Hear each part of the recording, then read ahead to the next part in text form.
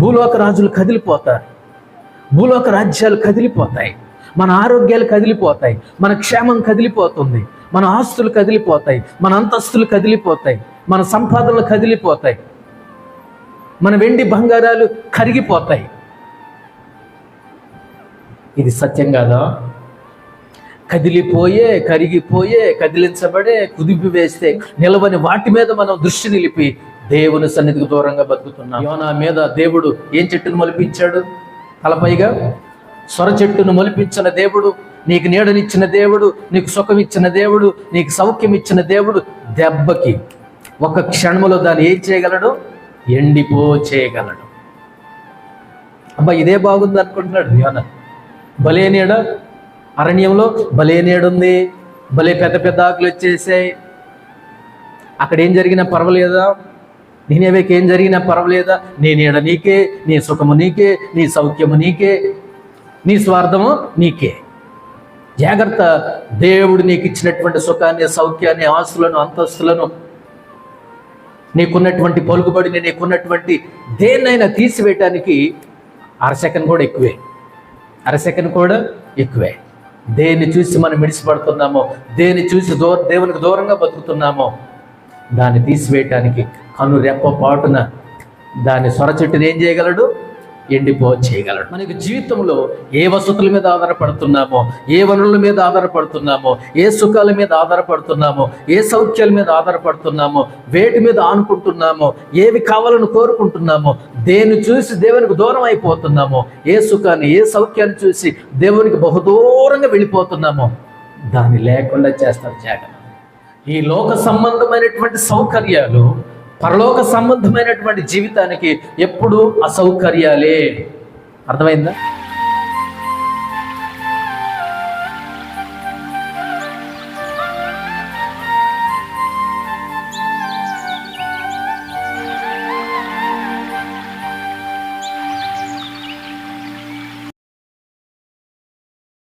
ముప్పైవ కీర్తన 6వ వచనం. భక్తుడైనటువంటి దావీదు తన యొక్క జీవితంలో నెమ్మదిగా ఉన్నప్పుడు, ప్రశాంతంగా ఉన్నప్పుడు, అనేక యుద్ధాలు చేసి, అనేక దిక్కులు తిరిగి, అనేక యుద్ధాలు చేసి అలుపెరగనటువంటి యోధుడుగా,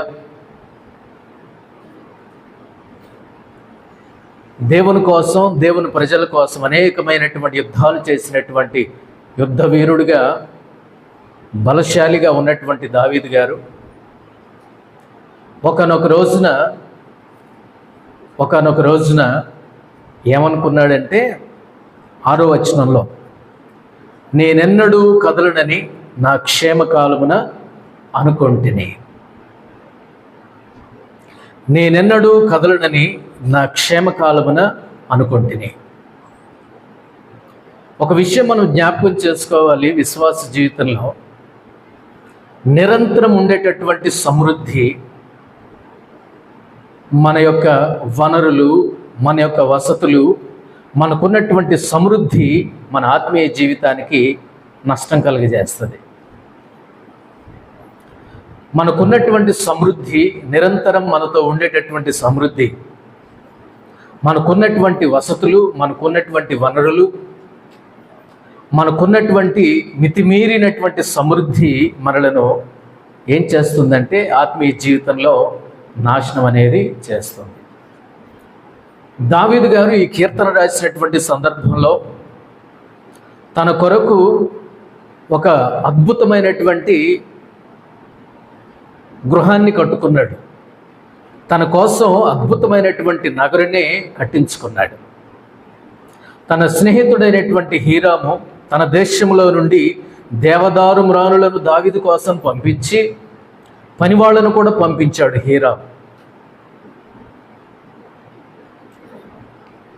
అతడు ఉన్నటువంటి సమృద్ధితో, అతడు ఉన్నటువంటి సంపదతో, అతను ఉన్నటువంటి క్షేమములో, అతడు ఉన్నటువంటి సమృద్ధితో ఏమనుకుంటున్నాడో తెలుసా? 6వ వచనంలో, నేనెన్నడూ కదలనని నా క్షేమకాలమున అనుకొంటిని. ఏ కాలమున అనుకున్నాడు? క్షేమకాలమున అనుకున్నాడు. యుద్ధాలు లేవు, అందరూ సమాధాన పడ్డారు, అందరూ సమాధాన పడుతున్నారు. దావీదు గారు ఇదివరకు యుద్ధాలు చేసినంతగా ఇప్పుడు యుద్ధాలు ఏమీ లేవు. తనకు ఒక ఇల్లు కట్టుకున్నాడు, నచ్చినట్లుగా కట్టుకున్నాడు. తన స్నేహితుడు హీరాము దేవదారు మ్రానులను దావీదు కోసం పంపించి, పనివాళ్లను పంపించి సహాయం చేశాడు హీరాము. అయితే దావీదు గారు స్థిరపడిన తర్వాత, ఇల్లు కట్టుకున్న తర్వాత, క్షేమం వచ్చిన తర్వాత, సంపద ఉన్న తర్వాత, సమృద్ధి ఉన్న తర్వాత ఏమనుకుంటున్నాడో తెలుసా? ఏమన్నాడు? నేనెన్నడూ కదలనని నా క్షేమకాలమున అనుకున్నాను. నేను ఇక నాకు భయం లేదనుకున్నాను, ఇక నాకు బెదురు లేదనుకున్నాను, ఇంకా నాకు తిరుగు లేదనుకున్నాను, ఇక నన్ను ఎవరు ఏమి చేయలేరు అనుకున్నాను, ఇంకా నన్ను ఏమి చేయలేదనుకున్నాను.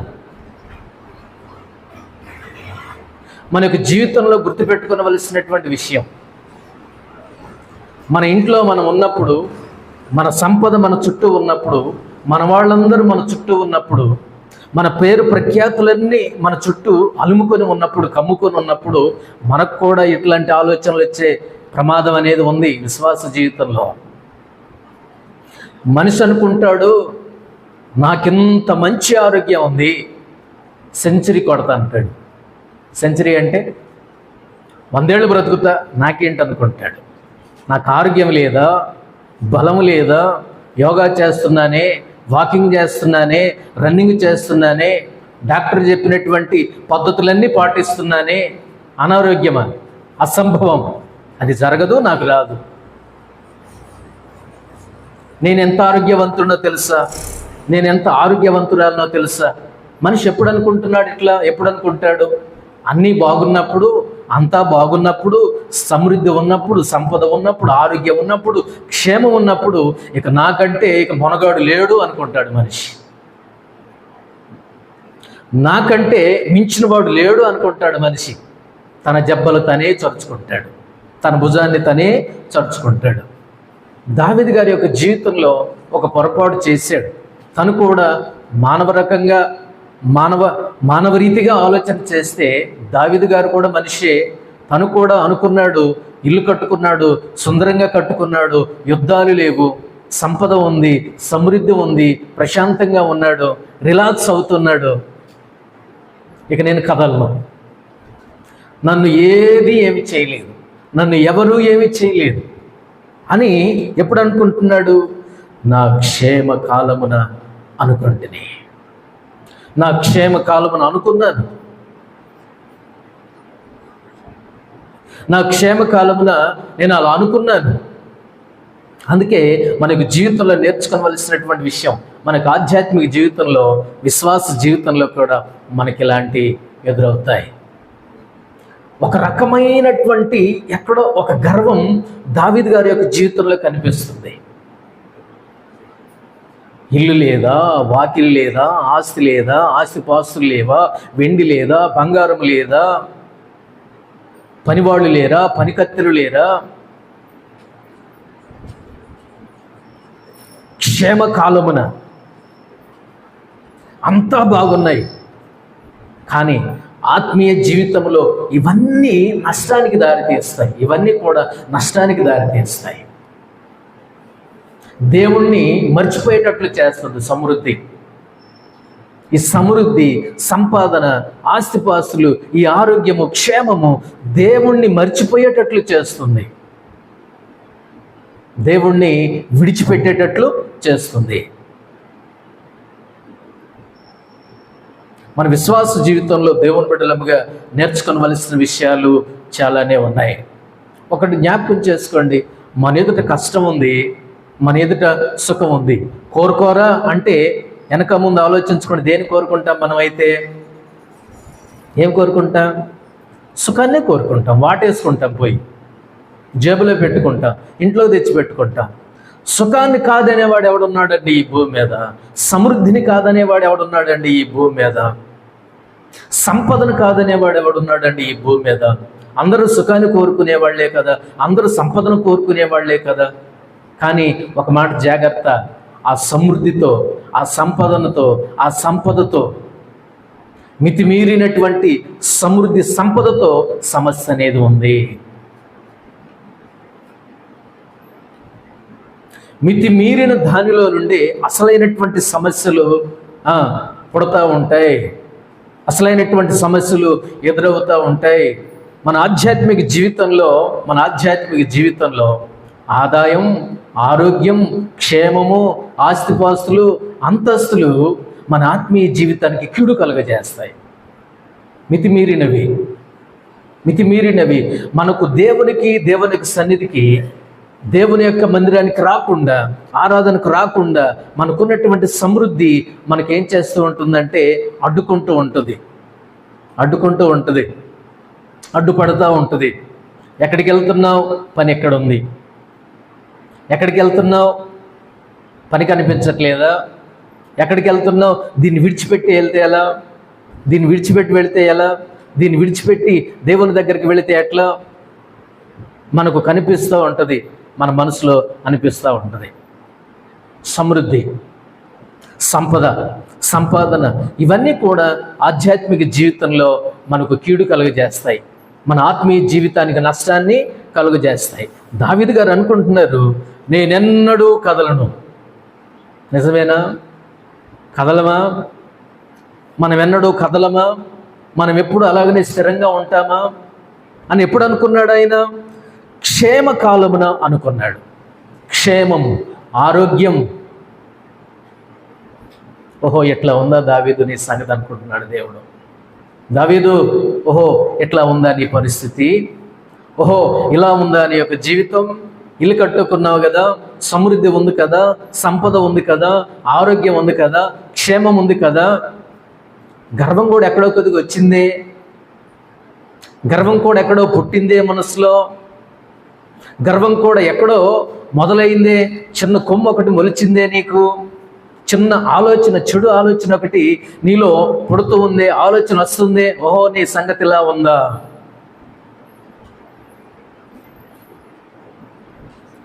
కదలవా? అలానే ఉంటావా? స్థిరంగానే ఉంటావా? నీకున్న క్షేమాన్ని నమ్ముకున్నావు కదా, నీ ఆరోగ్యాన్ని నమ్ముకున్నావు కదా, నీ సమృద్ధిని నమ్ముకున్నావు కదా, నీ సంపదను నమ్ముకున్నావు కదా. ఏం చేయాలో నాకు బాగా తెలుసు, ఎలా దారిలోకి తేవాలో నాకు బాగా తెలుసు. ఏం చేశాడు అక్కడ? 30వ కీర్తనలో మనం చూద్దాం. 30వ కీర్తన 2వ వచనం. యెహోవా నా దేవా, నేను నీకు మొరపెట్టగా నీవు నన్ను స్వస్థపరిచితివి. యెహోవా నా దేవా, నేను నీకు మొరపెట్టగా నువ్వు నన్ను ఏం చేశావు? స్వస్థపరిచావు. కదలను అనుకున్నాడు. ఏదొచ్చినా ఏమొచ్చినా కదలను, అదలను, బెదరను, నాకు తిరిగే లేదు. ఏమొచ్చి పడిందో తెలుసా? మరణకరమైనటువంటి జబ్బు వచ్చి పడ్డది దావీదు గారికి. మరణకరమైనటువంటి అనారోగ్యం ఒక కుదిపింది దావీదు గారిని. ఇప్పుడు ఏడుస్తున్నాడు, ఇప్పుడు దుఃఖపడుతున్నాడు, ఇప్పుడు రోధిస్తున్నాడు. కదలనన్నావుగా, నన్నెవరు కదల్చలేరు అన్నావు కదా, నన్నెవరు ఏమి చేయలేరు అన్నావు కదా. ఒక అనారోగ్యం వచ్చింది, ఒక జబ్బు వచ్చింది, మరణకరమైనటువంటి రోగము దావీదు గారి కలిగినప్పుడు ఇప్పుడు ఏడుస్తున్నాడు. 2వ వచనంలో ఏం చేస్తున్నాడు ఆయన? యెహోవా నా దేవా, నేను నీకు మొరపెట్టగా నీవు నన్ను ఏం చేసావు? స్వస్థపరిచావు. దావీదు గారి యొక్క జీవితంలో, దావీదు గారి యొక్క విషయంలో అనారోగ్యం, మరణకరమైనటువంటి అనారోగ్యం, మరణ పంచుల్లోనికి వెళ్ళిపోయాడు. క్షణం ఉంటే కనురెప్పపాట్లో మరణించేవాడు, చనిపోయేవాడు, నాశనం అయిపోయేవాడు. దేవుని ప్రార్థించినప్పుడు మరణ పంచులో ఉన్నటువంటి దావీదుని ఏం చేశాడు? 2వ వచనంలో, నేను నీకు మొరపెట్టగా నీవు నన్ను స్వస్థపరిచితివి, నా ప్రాణమును లేవదీసితివి, నేను గోతిలోనికి దిగకుండా నీవు నన్ను బ్రతికించితివి. బా, మరి మొన్నేమనుకున్నావు? నిన్నేమనుకున్నావు? పొద్దునేమనుకున్నావు? ఈ రోజున చూడండి, మన ఆధ్యాత్మిక జీవితంలో మనిషికి ఆరోగ్యం ఉంటే, క్షేమం ఉంటే అసలు దేవుని మాట వినడు, సేవకుడి మాట వినడు, వాగ్దానాలు పట్టించుకోడు, వాక్యాన్ని పట్టించుకోడు, తన ఇష్టం. ఆరోగ్యం ఉంటే మాట వింటాడా మనిషి? ఆరోగ్యం ఉంటే దేవునికి దొరుకుతాడా మనిషి? కొంచెం అందం ఉంటే, కొంచెం ఆరోగ్యం ఉంటే, కొంచెం ఆదాయం ఉంటే, కొంచెం పేరు ఉంటే, కొంచెం పలుకుబడి ఉంటే, చిన్న ఉద్యోగం ఉంటే, చిన్న జుట్టు ఉంటే, ఒక బండి ఉంటే, ఒక ఎకరం పొలం ఉంటే, ఒక గుమాస్తా ఉద్యోగం ఒకటి ఉంటే, 2 వేళ్ళకి 2 ఉంగరాలు ఉంటే మనిషి మాట వింటాడా? దొరుకుతాడా? వస్తాడా? నాకెందుకు అవసరం ఏంటి? దేవుని దగ్గరకు వచ్చే అవసరత నాకేముంది? లేనోడు రావాలి, పేదోడు రావాలిగా దేవుని మందిరానికి, నాకేం తక్కువ, నాకేమీ లేదు. అన్నీ ఉన్నాయి కదా. తినటానికి తిండి లేనివాడినా, ఉండటానికి ఇల్లు లేనివాడినా, దున్నుకోవడానికి పొలం లేనివాడినా, చేసుకోవడానికి పని లేనివాడినా, ఎన్ని మాటలు చెప్తాడండి మనిషి. నేనెన్నడూ కదలనని నా క్షేమకాలమున నేను అనుకుని. అలా ఉందా దావీదుని సంగతి? మరణకరమైనటువంటి రోగం వచ్చి పడింది, మరణకరమైనటువంటి వ్యాధి వచ్చి పడింది, అతలాకుతలం చేసేది, కుదిపేసింది, ఒక కుదిపేసింది. అమ్మ, ఇదేదో తేడా జరిగింది.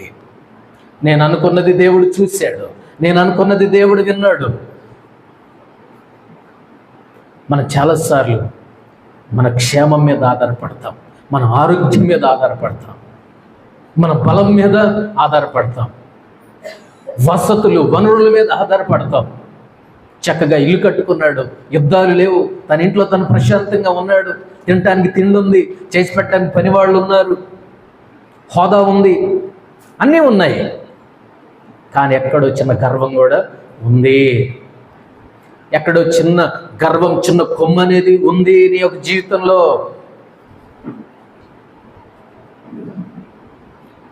ఆరోగ్యం కాస్త ఎలా మారిపోయిందంటే అనారోగ్యంగా మారిపోయింది.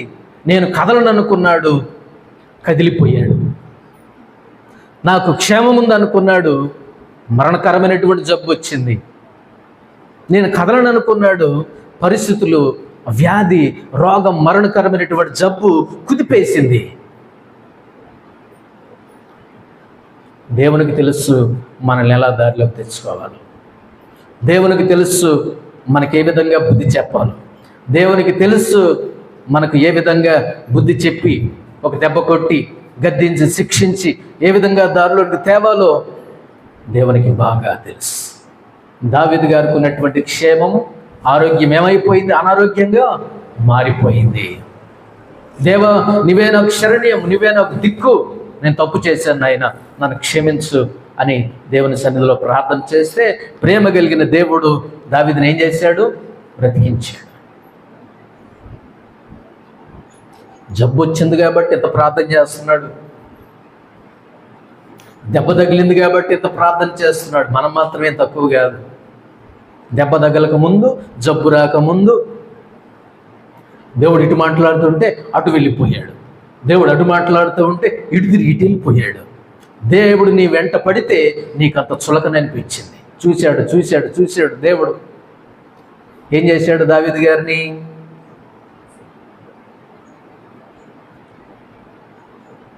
మనకి జీవితంలో జ్ఞాపకం చేసుకుందా.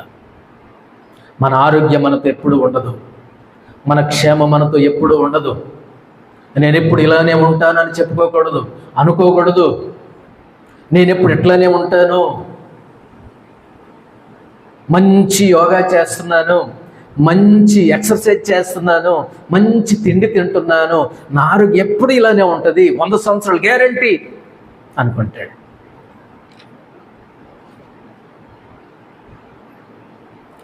మన ఆధ్యాత్మిక జీవితంలో పరిస్థితులను, ఆరోగ్యాన్ని, సదుపాయాలను, వసతులను నమ్ముకొని మనం నష్టపోకూడదు. నీ ఆరోగ్యం నీతో ఎప్పుడు ఉండదు, నీ క్షేమం నీతో ఎప్పుడు కూడా ఉండదు. అలా అనుకున్నటువంటి దావీదు ఏమనుకున్నాడో తెలుసా? నేనెన్నడూ కదలనని నా క్షేమకాలమున నేను అనుకున్నాను నాయనా. 8వ వచనం చూడండి. నీకే మొరపెట్టాను, నా ప్రభువా బతిమాలు కొన్నాను, నేను గోతిలోనికి దిగిన ఎడల నా ప్రాణము వలన ఏమి లాభమునైనా. 11వ వచనం అంటాడు, నా అంగలార్పును నీవు నాట్యముగా మార్చి ఉన్నావు. ప్రేమ కలిగిన దేవుడవు కదా, కృప కలిగిన దేవుడవు కదా.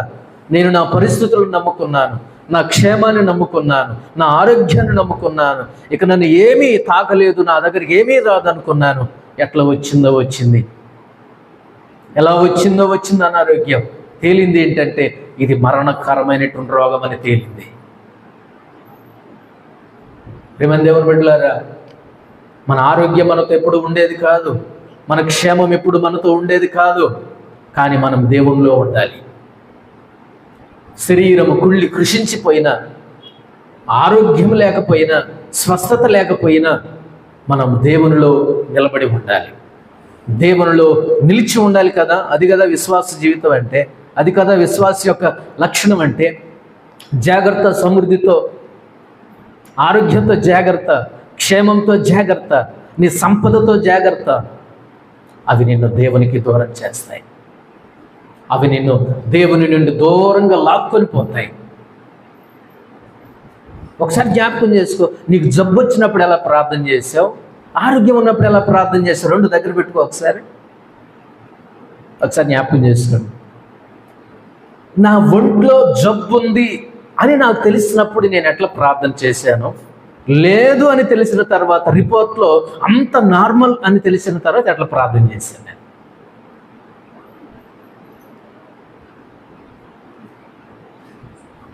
సంఘాన్ని ప్రశాంతంగా ఉంచలా, సేవకుడిని ప్రశాంతంగా ఉంచలా, ఇంట్లో వాళ్ళని ప్రశాంతంగా ఉంచలా, బంధువులను ప్రశాంతంగా ఉంచలా, స్నేహితులను ప్రశాంతంగా ఉంచలా, అమ్మా నాన్నలను ప్రశాంతంగా ఉంచలా.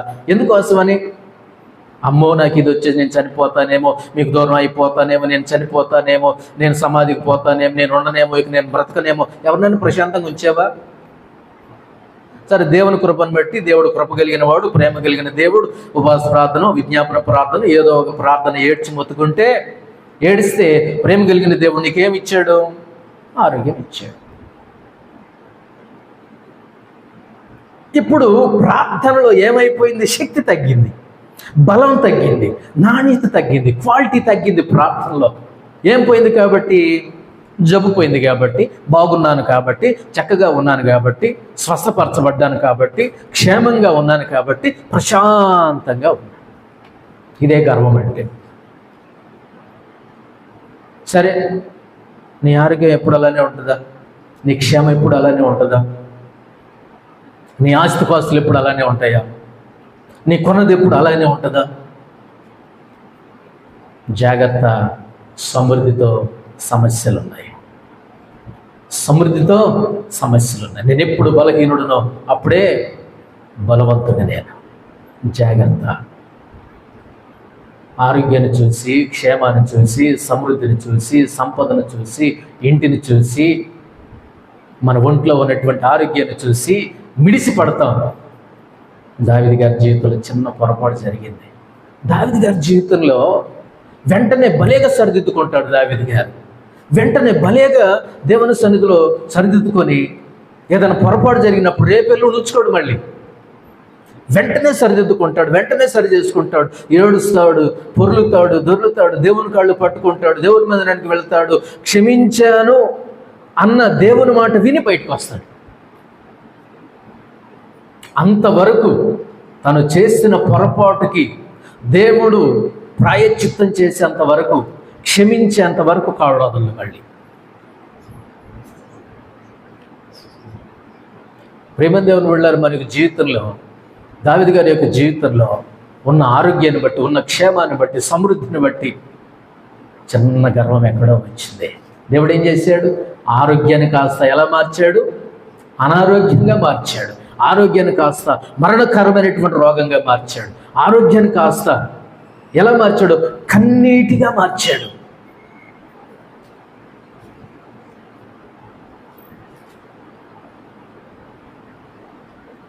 దావీదు ఇలా అనుకుంటున్నప్పుడంట, దేవుడంట తన ముఖాన్ని దాచుకున్నాడంట. ఎక్కడుందా మాట? 7వ వచనంలో, యెహోవా దయగలిగి నీవే నా పర్వతమును స్థిరపరిచితివి, నీ ముఖమును నీవు దాచుకునేటప్పుడు నేను కలత చెందాను నాయనా.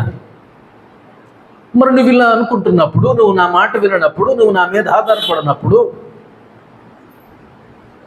నాకు వ్యతిరేకంగా నువ్వు ఆలోచిస్తున్నప్పుడు, నేను చెప్పిన మాట నువ్వు విననప్పుడు, నా వాక్యపు వాగ్దానాలు నువ్వు నమ్మనప్పుడు, నీ దగ్గర నుండి నేనేం చేయను? దేవుడు ఏం చేశాడు? దావీదు గారికి తన ముఖాన్ని తిప్పుకున్నాడంట. ముఖాన్ని దాచుకున్నప్పుడు ఇంకా ఏడ్చాడంట దావీదు. నేను కలత చెందాను అయినా, నేను కలత చెందాను, నేను భలే ఇబ్బంది పడ్డానైనా అని అంటాడు. దావీదు గారి యొక్క జీవితంలో ఒక మాట జ్ఞాపకం చేసుకుందాం. మన ఆత్మీయ జీవితంలో మనకున్నటువంటి క్షేమం, మనకున్నటువంటి ఆరోగ్యం, మనకున్నటువంటి పరిస్థితులు, వాటిని నమ్ముకున్నామా మనకి జీవితంలో నష్టపోతాం. మనకి జీవితంలో ఏమైపోతాం? నష్టపడిపోతాం, అతలాకుతలం అయిపోతాం. పరిస్థితులు, అనారోగ్యం, మరణకరమైనటువంటి రోగం దావీదు గారిని కుదిపేసింది. జాగ్రత్త, నీకు కూడా కుదుపు వస్తుంది. జాగ్రత్త, నీకు కూడా కుదుపు వస్తుంది. నువ్వు కదిలిపోతావు, నీ ఆరోగ్యం నీ దగ్గర నుంచి వెళ్ళిపోతుంది, నీ క్షేమం నేను విడిచిపెట్టి వెళ్ళిపోతుంది, నీ ఆస్తిపాస్తులు నేను విడిచిపెట్టి వెళ్ళిపోతాయి. ఇది శాపం కాదు. ఒకవేళ దేవుని మాట వినకపోతే మనసును గర్వించి నాకేం తక్కువ, నీకంటే నేనేమో తక్కువ, నీకంటే నేనే విషయంలో తక్కువ, నాకు పేరు లేదా, ప్రఖ్యాతి లేదా, బలం లేదా, మా ఇంటి పేరేంటో తెలుసా, నా కులం ఏంటో, నా గోత్రం ఏంటో, నువ్వెవరివైతే నాకేంటి? దేవుడు అంటాడు, నువ్వెవరివైతే నాకేంటి? ఈ 30వ కీర్తన 6వ వచనంలో, 30వ కీర్తన 6వ వచనంలో, నేనెన్నడూ కదలనని నా క్షేమకాలమని నేను అనుకున్నాను. ఎలా దారిలోకి వచ్చాడు దావీదు గారు? ఎలా దారిలోకి వచ్చాడు దావీదు గారు? మరణకరమైనటువంటి జబ్బు, రోగం వచ్చి పడితే, కుదిపేస్తే, కదిలిపోయి బెంబేలెత్తిపోయి వెంటనే మోకాళ్ళేసి ప్రభువా, యెహోవా నా దేవా అని ప్రార్థించినప్పుడు, నీవు నన్ను స్వస్థపరిచి, ఇంకెప్పుడు దాని జోలికి పోనైనా, నా సంపదను నమ్ముకోనైనా, పరిస్థితులను నమ్ముకోనైనా, ఆరోగ్యాన్ని నమ్ముకోనైనా, నా యొక్క జీవితంలో నిన్నే నమ్ముకుంటాను. దావీదు గారి యొక్క జీవితంలో మరణకరమైనటువంటి రోగం, జబ్బు వచ్చి ఒక పాట నేర్పించి వెళ్ళిపోయింది. కరోనా నేర్పించినట్లు. కరోనా కనుక మనకు పాఠాలు నేర్పించి, శుభ్రత నేర్పించి, పరిశుభ్రత నేర్పించి, డిస్టెన్స్ నేర్పించి, మాట్లాడటం నేర్పించి, ప్రేమించడం నేర్పించి, అట్లాగైతే తన దారిలో కుదిపేసి వెళ్ళిపోవాలా? కుదిపిందా? కుదిపేసి అతలాకుతలం చేసి ఎక్కడ లేని ప్రేమలు పుట్టుకొచ్చాయి, ఎక్కడ లేని ఆప్యాయతలు పుట్టుకొచ్చాయి, ఎక్కడ లేనటువంటి ప్రేమానురాగాలు పొర్లి తన్నుకుంటూ బయటకు వచ్చాయి. అది చిన్నగా పోయింది, మళ్ళీ ప్రేమలు, ఆప్యాయతలు మళ్ళీ చిన్నగా తగ్గిపోయినాయి. దావీదు గారి యొక్క జీవితంలో గొప్ప పాఠం నేర్చుకోవడానికి కారణం ఏంటంటే, దావీదు గారికి మరణకరమైనటువంటి రోగం వచ్చి ఏం నేర్పించిపోయింది? ఒక పాఠం నేర్పించిపోయింది. ఎప్పుడైనా గుర్తుపెట్టుకో, దేవుని బిడ్డలారా, సంగమా, మనందరికీ దేవుడు ఇస్తున్నటువంటి మాట ఏంటంటే, నీ ఆరోగ్యం నీకు ఎప్పుడూ ఉండదు, నీ క్షేమం ఎప్పుడు నీ దగ్గరే ఉండదు, నీ ఆస్తిపాస్తులు ఎప్పుడు నీకు అట్టి పెట్టుకొని నీ దగ్గర ఉండవు. నీ పేరు కానీ, నీ ప్రఖ్యాతి కానీ, నీ హోదా కానీ, నీ పేరు ప్రఖ్యాతులు కానీ నీ దగ్గర ఉండవు. తారుమారు అవుతూ ఉంటాయి. జాగ్రత్త. దావీదు గారికి ఉన్నటువంటి ఆరోగ్యం అనారోగ్యంగా మారిపోయింది. తప్పు తెలుసుకున్నాడు, పరిస్థితి తెలుసుకున్నాడు.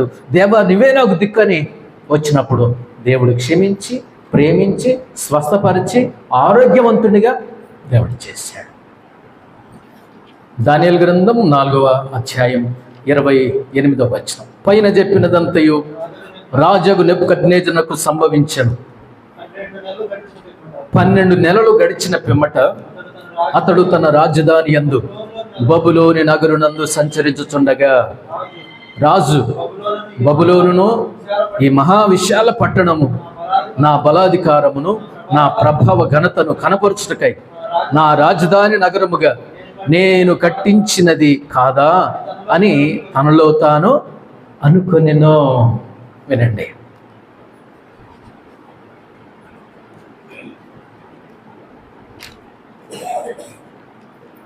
బబులోన్ రాజు నెబుకద్నెజరు సంపన్నుడు, పేరు ప్రఖ్యాతులు కలిగిన వాడు.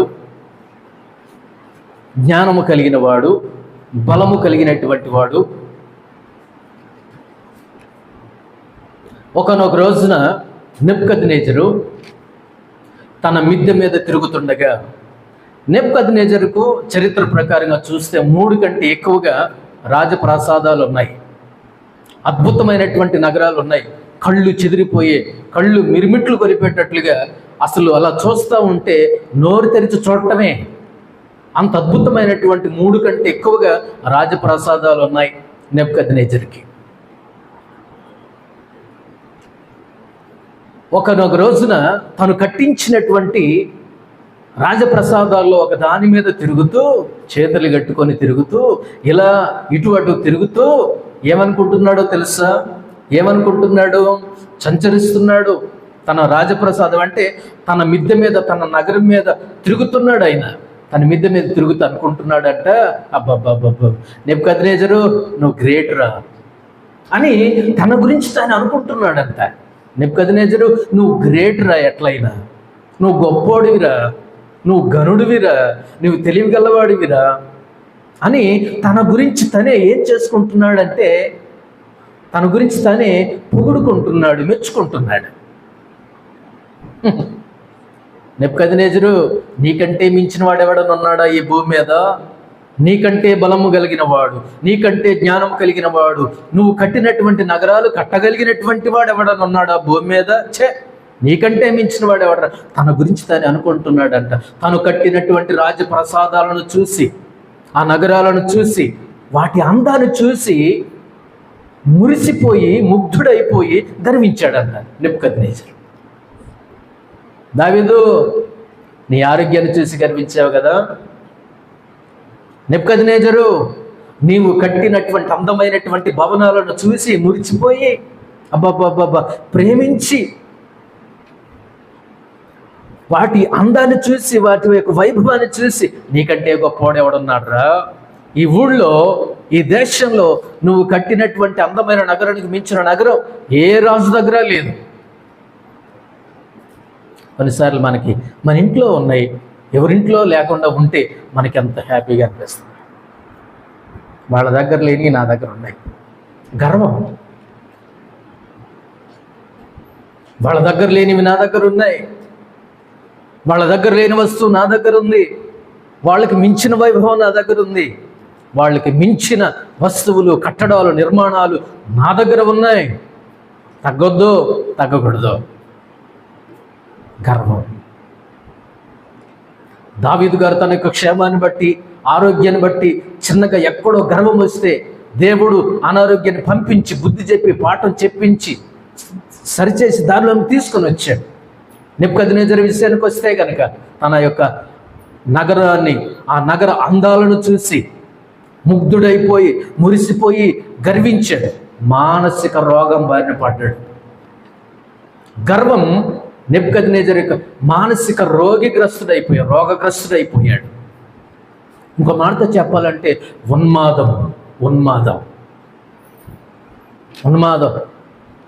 పొలం ఉన్నోడి మాట వేరే ఉంటుంది, డబ్బున్నోడి మాట వేరే ఉంటుంది, ఎకరాలు ఉన్నోడి మాట వేరే ఉంటుంది, పేరు ప్రఖ్యాతులు ఉన్నవాడి మాట వేరే ఉంటుంది. ఎలా ఉంటే తగ్గుతాడా? పోయిందనుకోండి పిల్లిలాగా తిరుగుతాడు, పోయిందనుకోండి అప్పుడు దారిలోకి వస్తాడు. నెబుకద్నెజరు విషయానికి వస్తే కనుక తన యొక్క నగరు యొక్క అందాలను చూసి, సౌందర్యాన్ని చూసి, అబ్బా ఇంకేం కావాలి నాకు అనుకున్నాడు. ఇంకేం కావాలి నాకు? ఇంకేమీ అవసరం లేదు, ఏమీ అక్కర్లేదు. జాగ్రత్త, మన సమృద్ధి మనకు సమస్య. సమృద్ధి దేవునికి దూరం చేస్తుంది. సమృద్ధి దేవుని దగ్గర నుంచి లాక్కుని వెళ్ళిపోతుంది. సమృద్ధి మనల్ని ఏం చేస్తుందంటే గర్వానికి నడిపిస్తుంది. సమృద్ధి మనకు అహంకారాన్ని తీసుకొని వస్తుంది, గర్వాన్ని తీసుకొని వస్తుంది. జాగ్రత్త, మన ఆధ్యాత్మిక జీవితంలో దేవుని పిల్లలుగా నేర్చుకోవలసినటువంటి విషయం. తన బలాన్ని చూసి ఉన్మాదిగా మారిపోయాడండి. మానసికమైనటువంటి రోగం వచ్చేసిందండి నెబుకద్నెజరు గారికి. నీ పేరుంటే ఎవరు గొప్ప, నీ కట్టడాలు ఉంటే ఎవరు గొప్ప, నీ పేరు ప్రఖ్యాతులు ఉంటే ఎవరికి గొప్ప, నీకు బలం ఉంటే ఎవరికి గొప్ప, నీకు మంచి సుందరమైనటువంటి ఇల్లు ఉంటే 1 ఎకరంలో ఇల్లు ఉంటే ఎవరికి గొప్ప? నీకు బలం ఉంటే ఎవరికి గొప్ప? నీ ఘనత ఉంటే ఎవరికి గొప్ప? గర్వించాడు. కొంతమంది చూసారా, వాళ్ళకున్న వాటిని బట్టి గర్విస్తారు, వాళ్ళకున్న వాటిని బట్టి గర్వపడతా ఉంటారు, వాళ్ళకున్న వాటిని బట్టి మిడిసిపడతా ఉంటారు. జాగ్రత్త. దావీదు గారు కూడా తనకున్న క్షేమాన్ని బట్టి, తనకున్నటువంటి ఆరోగ్యాన్ని బట్టి, తనకున్నటువంటి స్థితిని బట్టి చిన్న పొరపాటు చేశాడు. దేవుడు పెద్ద పాఠమే నేర్పించాడు. నెబుకద్నెజరు తన యొక్క జీవితంలో ఎంత సమృద్ధి అంటే, నెబుకద్నెజరు ఎంత సమృద్ధిగా ఉన్నాడంటే ఏ విషయంలో తక్కువ లేదు. సమృద్ధి మన శత్రువు అవుద్ది. జాగ్రత్త. మనం సంపాదించుకున్నది మనకు శత్రువు అవుద్ది. జాగ్రత్త. దేవుని దగ్గర నుంచి ఈడ్చుకొని పోద్ది, దేవుని దగ్గర నుంచి లాక్కొని పోద్ది. నాకేం తక్కువ అండి, నాకేం కర్మ అండి. నీ ఇంట్లో పని వాళ్ళు ఉండొచ్చు, పని మనుషులు ఉండొచ్చు, ఇల్లు తొడవడానికి పని వాళ్ళు ఉండొచ్చు, నీకు వండి పెట్టడానికి పని వాళ్ళు ఉండొచ్చు. పని వాళ్ళని పెట్టుకో, తప్పు లేదు. కానీ దాంట్లో గర్వం రాకూడదు, దాంట్లో అహంకారం అనేది రాకూడదు. అక్కడ మనం చూస్తే తర్వాత వచనంలో చూడండి,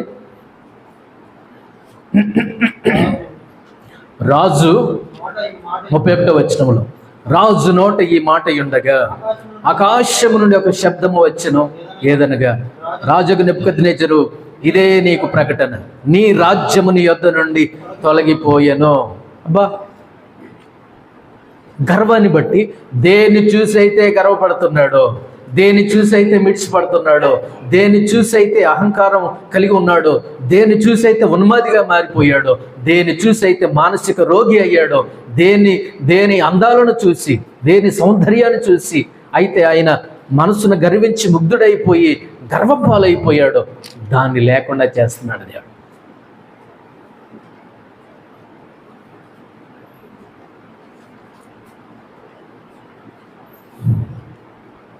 నెబుకద్నెజరు తన యొక్క జీవితంలో ఇలా జరుగుతుందని ఎప్పుడు అనుకోవాలా? దావీదు గారు నేను ఎప్పుడు కదలను అనుకున్నాడు, కదులుతానని ఎప్పుడు అనుకోవాలా? నెబుకద్నెజరు నేను కదులుతాను, నా రాజ్యానికి దూరం అయిపోతాను, నా నగరాన్ని చూడకుండా వెళ్ళిపోతాను, అడవిలోకి పోతాను, గడ్డి మేస్తాను అని ఇప్పుడు అనుకున్నాడా? అనుకోవాలా? జాగ్రత్త. మనం అనుకోనివి జరుగుతాయి జీవితంలో. అందుకే దేవుడు అనుకున్నట్లుగా బ్రతకాలి, మనం దేవుడు కోరుకున్నట్లుగా బ్రతకాలి. ఉంటే ఉంది నీకు ఉద్యోగం, ఉంటే ఉంది నీకు ఎకరం పొలం, ఉంటే ఉంది నీకు ఎకరాలు, ఉంటే ఉంది నీకు బంగ్లాలు, ఉంటే ఉన్నాయి నీకు ఆస్తిపాస్తులు, ఉంటే ఉన్నాయి నీకు సమృద్ధి. కానీ వాటి మీద నీవు ఎప్పుడు ఆధారపడకు, వాటి మీద ఆనుకోవద్దు, వాటిని చూసి మురిసిపోకు, వాటిని చూసి మిడిసిపడకు. అవి నీకు ఎప్పుడైనా శత్రువులే. అవి నిన్ను దేవుని దగ్గర నుంచి, దేవుని యొక్క సన్నిధికి దూరంగా లాక్కొని పోతాయి. ఆస్తులు పెరిగితే అవసరాలు కూడా పెరిగిపోతాయి. అవసరాలు పెరిగిపోతే ఆరాధనలు తగ్గిపోతాయి, ప్రార్థనలు తగ్గిపోతాయి, మోకాళ్ళ జీవితం తగ్గిపోద్ది, బైబిల్ పఠనం తగ్గిపోద్ది, దేవుని మందిరానికి వచ్చే తగ్గిపోద్ది. సమయాన్ని పాటించాం, మన ఇష్టం, మనకు మనమే రాజు, మనకు మనమే రాణి. చెప్పేదేవుడు, గద్దించే దేవుడు ఎవరు లేరు. దేవునికి స్తోత్రం. కానీ దేవుడు ఏదో ఒక రోజు దావీదును కుదిపినట్టు కుదుపుతాడు. నెబుకద్నెజరుని ఎక్కడ పంపించాడో తెలుసా? అందమైన తన నగరము నుండి అడవికి పంపించాడు. దావీదు గారిని ఆరోగ్యం నుండి అనారోగ్యానికి పంపిస్తే, నెబుకద్నెజరుని అందమైన తన నగరము నుండి ఎక్కడికి పంపించాడు? అడవికి పంపించాడు. బెడ్ కాఫీ పెట్టేవాళ్ళు లేరు, అయ్యగారు స్నానానికి నీళ్ళు పెట్టారనేవాళ్ళు లేరు, విసనకర్ర విసిరేవాళ్ళు లేరు, కాళ్ళు ఎత్తేవాళ్ళు లేరు, మంచం సరి చేసేవాళ్ళు లేరు, కంచం సరి చేసి అన్నం పెట్టేవాళ్ళు లేరు, టిఫిన్ పెట్టేవాళ్ళు లేరు, మధ్యాహ్నం స్నాక్స్ ఇచ్చేవాళ్ళు లేరు, మిఠాయిలు ఇచ్చేవాళ్ళు లేరు, స్వీట్ ఇచ్చేవాళ్ళు లేరు, హాట్ ఇచ్చేవాళ్ళు లేరు. అడవి జంతువులతో కలిసి తింటున్నాడు, తిరుగుతున్నాడు. రోజు ఇంటి దగ్గర ఉంటే అర్థం చూసుకొని మురిసిపోయే నెబుకద్నెజరు తల ఏమైపోయిందో తెలుసా? పిడసకట్టుకుపోయాయి, చింతకాయలాగా వేలాడుతుంది తల, జుట్టు గోళ్ళు పెరిగిపోయినాయి. కట్ చేసుకునేవాడు లేడు, కట్ చేసేవాళ్ళు లేరు, పరామర్శించేవాళ్ళు లేరు, పలకరించేవాళ్ళు లేరు. అడవిలో ఎవరుంటారండి? తన నగరములో ఉన్నటువంటి వారే. ఈ మాట ఎప్పుడైతే అనుకున్నాడో, ఎప్పుడైతే గర్వించాడో, ఎప్పుడైతే మనసును అతిశయం వచ్చేసిందో, అహంకారం మనసు వచ్చేసిందో, ఆకాశము నుండి దేవుని యొక్క స్వరం వినపడింది. నీ రాజ్యము నీ యొద్ద నుండి ఏమైపోయింది? తొలగిపోయింది. 32వ వచనం. తమ యొద్ద నుండి మనుష్యులు నిన్ను తరిమెదరు, నీవు అడవి జంతువుల మధ్య నివాసము చేయొచ్చు, పశువుల వలె గట్టి మేసెదవు. సర్వోన్నతుడగు దేవుడు మానవుల రాజ్యం పైన అధికారి అయ్యుండి తానెవనికి దాని అనుగ్రహింప నిశ్చయించునో వానికి అనుగ్రహించునని నీవు తెలుసుకున్న వరకు 7 కాలములు నీకు ఇలాగు జరుగును, 7 సంవత్సరములు నీకు ఇలాగు జరుగును. నువ్వు సంపాదించింది ఏది? నీ నగరం ఏమైంది? నీ ఏసీ రూమ్ ఏమైపోయింది? నీ పనోళ్ళు లేరి, నీ పని కత్తెలేరి, కాళ్ళు పట్టేవాళ్ళు లేరి, తలమర్థం చేసేవాళ్ళు ఎవరు? నీకు టీ ఇచ్చేది ఎవరు? భోజనం పెట్టేది ఎవరు? నీ సుఖాలు ఇయ్యి, నీ సంపాదన ఏది? పో అడవికి పో, నువ్వు కొంతకాలం పో, 7 కాలాల పాటు అడవికి పో. నువ్వు గర్వమా? ఎందుకు ఈ మాట అంటున్నా అంటే, మొదటి అధ్యాయాల్లో దేవుడు ఎవరో నెబుకద్నెజరుకి తెలిసి కూడా ఏమంటాడో తెలుసా? దానియేలు, మీ దేవుడు గొప్పవాడయ్యా, మీ దేవుడు ఆరాధనకు యోగ్యుడయ్యా, మీ దేవుడు స్తుతికి పాత్రుడయ్యా, మీ దేవుడు అసలు మామూలు దేవుడు కాదయ్యా అని చెప్పిన వాడు దేవుని పూర్తిగా నమ్మల. జ్ఞాపకం చేసుకోండి. కారణం ఏంటో తెలుసా? అతనికి ఉన్న హోదా కావచ్చు, పేరు కావచ్చు, పలుకుబడి కావచ్చు, ఏదైనా కావచ్చు, దేవుని పూర్తిగా దేవుని నమ్మల, దేవుని ఆధారపడలా, దేవుని మీద ఆధారపడలా. తెలియనప్పుడైతే ఓకే, తెలిసి కూడా దేవుని గురించి తెలిసి కూడా దేవునికి అధికారం కింద రాడే, తన హోదాని విడిచిపెట్టడే, తన మూర్ఖత్వాన్ని విడిచిపెట్టడే.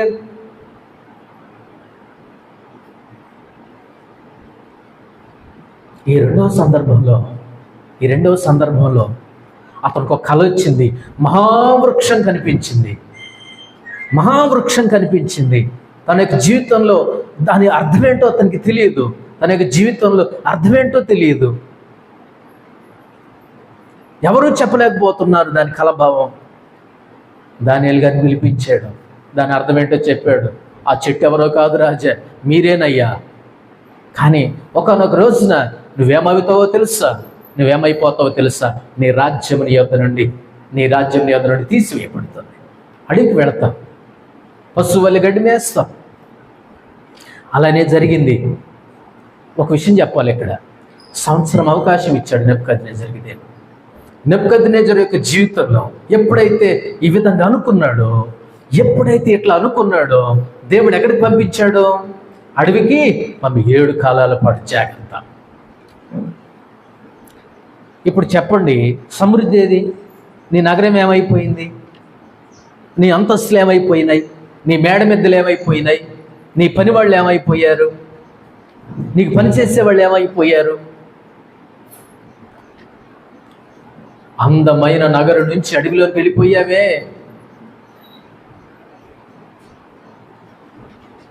ఈ రోజున విశ్వాస జీవితంలో కూడా వాళ్ళకున్నటువంటి భవనాలను చూసి, వాళ్ళకున్నటువంటి మిద్దెలను చూసి, వాళ్ళకున్నటువంటి అంతస్తులను చూసి, వాళ్ళకున్నటువంటి నిర్మాణాలను చూసి మురిసిపోయే నెబుకద్నెజరులు చాలామంది సంఘాల్లో ఉన్నారు. చాలామంది ఉన్నారు. వారికి ఉన్న దాన్ని బట్టి గర్వం, వారికి ఉన్నటువంటి ఆరోగ్యాన్ని బట్టి గర్వం, వాళ్ళకున్నటువంటి అందాన్ని బట్టి గర్వం, వాళ్ళకున్నటువంటి పలుకుబడిని బట్టి గర్వం, వాళ్ళకున్నటువంటి పేరుని బట్టి గర్వం. జాగ్రత్త, పోద్ది, మొత్తం పోద్ది ఒకనొక రోజున. దేవుడు తీసివేస్తాడు. చాలామంది విశ్వాస జీవితంలో ఇలాంటి వాళ్ళు ఉంటారు. వాళ్ళకున్న దాన్ని బట్టి, వాళ్ళు కట్టుకున్న దాన్ని బట్టి, వాళ్ళకున్నటువంటి వస్తువులను బట్టి, వాళ్ళకున్నటువంటి వాహనాలను బట్టి ఏమయ్యే వాళ్ళు ఉంటారు? దేవునికి దూరం అయిపోయే వాళ్ళు ఉంటారు. మొదటి అధ్యాయాల్లో దేవుడు ఎవరో తెలిసింది నెబుకద్నెజరు నీకు, దానియేలు ద్వారా తెలిసింది. ఒప్పుకున్నావా? నోరేమో దేవుడు గొప్పడు దానియేలు, మీ దేవుడు గొప్పడు దానియేలు, మీ దేవుడు స్తుతికి పాత్రుడు దానియేలు, మీ దేవుడు అలా, మీ దేవుడు ఇలా, అసలు ఆ వైభవం, ఆ గొప్పతనం, అబ్బా అలాంటి దేవుడు ఈ లోకంలో ఎక్కడా లేడు దానియేలు అంటాడు నోటిలో, ఈ నోటి మాట ద్వారా. కానీ హృదయం ఎక్కడుందో తెలుసా? విగ్రహాల మీద ఉంది, తనకున్నటువంటి హోదా మీద ఉంది, తనకున్నటువంటి నగరం మీద ఉన్నది, తనకున్నటువంటి అన్నిటి మీద తన యొక్క హృదయాన్ని నిమగ్నం చేసుకున్నాడు. తన హృదయాన్ని నిలుపుకున్నాడు. దేవుడెవరో తెలిసిన, దేవుని యొక్క గొప్పతనం ఏంటో తెలిసిన, దేవుని యొక్క ప్రేమ ఎంత గొప్పవాడో తెలిసిన, పూర్తిగా నెబుకద్నెజరు దేవుని మీద ఆధారపడలేదండి. దేవుని మీద ఆధారపడ్డా నేర్చుకోలేదండి. ఓహో, నీకు ఎట్లా ఉందా, నీ పరిస్థితులు ఎలా ఉన్నాయా, నీ పరిస్థితులు ఏ రీతిగా ఉన్నాయా, పద అడిగుబా, పద ఎక్కడ తీసుకెళ్ళి నీకు పాఠాలు నేర్పాలి, నీకు అడవికి తీసుకెళ్ళాలి, నిన్ను అరణ్యములోనికి తీసుకువెళ్ళాలి, నిన్ను సుఖాలకు దూరంగా తీసుకువెళ్ళాలి, నిన్ను సౌఖ్యానికి దూరంగా తీసుకుని వెళ్ళాలి. నిన్ను నీకున్న సుఖం, నీకున్న సౌఖ్యం దేవుడు తీసివేస్తే గొప్ప పాఠాలు నేర్పిస్తాడు. రెండవసారి కూడా సంవత్సరం అవకాశం ఇచ్చాడు దేవుడు. సంవత్సరం అవకాశం ఇచ్చినా గాను ఏమింది అక్కడ 28వ వచనంలో, 29వ వచనంలో 12 నెలలు గడిచిన పిమ్మట, అంటే సంవత్సరం గడిచిన పిమ్మట, 12 నెలలు సంవత్సరం గడిచిన పిమ్మట మళ్ళీ అదే పాఠం, అదే పాత జీవితం, అదే ప్రాచీన జీవితం. నోట్లోనేమో దేవుడు గొప్పవాడు అంటాడు, నోటి ద్వారా దేవుడు గొప్పతనాన్ని మాట్లాడతాడు, హృదయంలో నుండి రాట్లే ఈ మాటలు.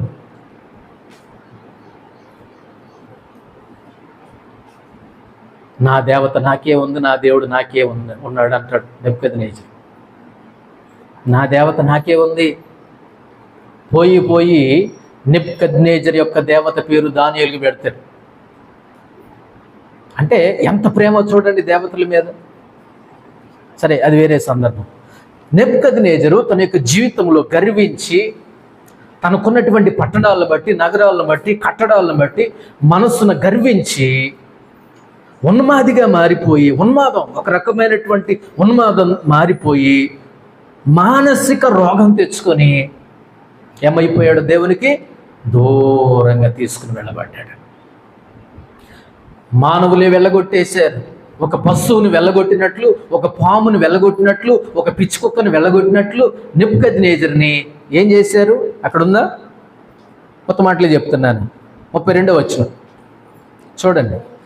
తమ యొద్ద నుండి మనుష్యులు నిన్ను తరిమెదరు, నీవు అడవి జంతువుల మధ్య నివాసం చేయొచ్చు, పశువుల వలె గడ్డి మేసెదవు.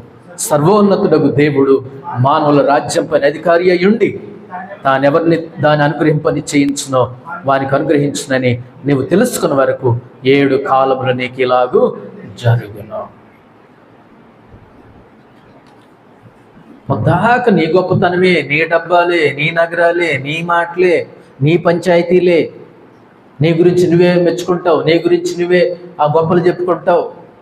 దేవుని గొప్పతనం ఏంటో తెలిసినా దాన్ని ఒప్పుకోడు. మళ్ళీ దేవుని యొక్క గొప్పతనం, దేవుని యొక్క ప్రేమ, దేవుని యొక్క ఆ మనస్సు, సర్వాధికారం కలిగినటువంటి దేవుడిని పూర్తిగా అంగీకరించడం, ఒప్పుకోడు. అలా ఉందని సంగతి. సమృద్ధే కదా అడ్డం, సంపదేగా నీ అడ్డం, అహంకారమా? పద అడివి పద. ఎన్ని కాలాలు? 7 కాలాలు. ఇంకో మాట చెప్తా, 34వ వచనం. ఆ తర్వాత ఏం జరిగింది? 33వ వచనంలో, ఆ గడియలోనే అలాగున నెబుకద్నెజరుకు సంభవించెను, మానవులలో నుండి అతని తరిమిరి, అతడు పశువుల వలె గడ్డి మేసెను, ఆకాశం మంచు అతని దేహమును తడపగా, అతని తల వెంట్రుకలు పక్షిరాజు రెక్కల ఈకల వంటివియు, అతని గోళ్ళు పక్షుల గోళ్ల వంటివియు నాయను. ఏమైపోయిందండి?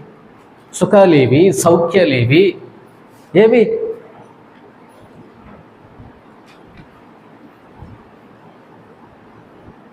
తర్వాత వచ్చిన 34. ఆ కాలము గడిచిన పిమ్మట నెబుకద్నెజరును నేను మరలా మానవ బుద్ధి గలవాడనై నా కండ్లు ఆకాశము తట్టి ఎత్తాను. ఇప్పుడు చూడండి, ఇందాక ఎక్కడ ఎత్తాడు? 29-30 వచనాల్లో చెప్పరేంటమ్మా? రాజ్యాన్ని చూశాడు, రాజనగరులను చూశాడు, తను కట్టుకున్నటువంటి భవంతులను చూశాడు. గొప్ప గొప్ప నిర్మాణాలు, నేనే, నాది, నేనే, అసలు ఎట్లాంటిది ఎక్కడ ఉండకూడదు అని వాటిని చూసి గోడ పట్టుకొని మురిసిపోవటం, కిటికీలను పట్టుకొని మురిసిపోవడం, ద్వారబంధాలు పట్టుకోను మురిసిపోవటం. మనది కూడా అంతేగా. వాడిని చూసి చూసి మురిసిపోయి పెట్టుకొని అడు తిరిగి ఇటు తిరిగి మురిసిపోయి మెరిసిపోయి ఇక లైట్ కూడా అవసరం లేదు మన మొహానికి. అప్పుడు ఇదే వెలిగిపోతుంటుంది కదా. నెబుకద్నెజరు కూడా అంతే చేశాడు. తన బలాన్ని చూశాడు, తన శక్తిని చూశాడు, తన ఘనతను చూశాడు, తన పేరు చూశాడు, తన పలుకుబడి చూశాడు, తన హోదాను చూశాడు, తన అంతస్తును చూశాడు. ఇందాక అడవి తర్వాత శిక్ష తర్వాత గడ్డి మేసిన తర్వాత చిన్న కుమారుడేమో అది తిందాం అనుకున్నాడు. ఏంటది? పందుల పొట్టు తిందాం అనుకున్నాడు. ఈ నెబుకద్నెజరు ఏమో ఏం తినాల్సి వచ్చింది? గడ్డి మేయాల్సి వచ్చింది. ఉన్మాదం, మానసిక రోగం. సరే, తన బలాన్ని చూసి, తన యొక్క నగరుల యొక్క అందాన్ని చూసి, వాటి వైభవాన్ని చూసి, ఆ కిటికీలు, ఆ ద్వారబంధాలు, ఆ నిర్మాణం, ఆ నగిసీపుని అంతా చూసి, very good Nebuchadnezzar, you are great అని తన భుజాన్ని తానే కొట్టుకుంటున్నాడు. ఓహో, అట్లా ఉంద పద, అడవి పద అన్నాడు దేవుడు. అడవికి తీసుకుని తెదప. అడవికి వెళ్ళిన తర్వాత ఆ తర్వాత తన మాటలతో చెప్తున్నాడు. ఎటుకెళ్ళి చూస్తున్నాడు ఇప్పుడు 34వ వచనంలో? నా కండ్లు ఆకాశము తట్టు ఎత్తి, నా కండ్లు ఆకాశము తట్టు ఎత్తి. ఇప్పుడు దగ్గర పోయినా నీ కళ్ళు వేటిని చూశాయి? అంతస్తులను చూశాయి, ఆస్తిపాసులను చూశాయి, సమృద్ధిని చూశాయి, కట్టడాలను చూశాయి, భవనాలను చూశాయి, భవంతులను చూశాయి, నీ బలాన్ని చూశాయి, నీ ఘనతను చూశాయి. దేవుడు గుర్తు రాలేదా? నీ సంపాదన చూశాయి, రూపాయి ఎలా సంపాదించాలో లాభం కోసం చూశాయి. బిలాము కళ్ళు, కయ్యని కళ్ళు, లోతు కళ్ళు, నెబుకద్నెజరు కళ్ళు. మనం మాట్లాడుకుంటున్నాం, మన సమృద్ధే మన సమస్య. మన సమృద్ధే మనకు దేవుని నుండి దూరం చేస్తుంది. మన సమృద్ధే, మన ఆస్తిపాస్తులే, మన సంపాదనే మనం దేవుని దగ్గర నుంచి, దేవుని మందిరం నుంచి, దేవుని సన్నిధిలో నుంచి దూరంగా పిచ్చుక్కని ఇడ్చుకెళ్ళినట్టు ఇడ్చుకెళ్తుంది మనల్ని. జాగ్రత్త.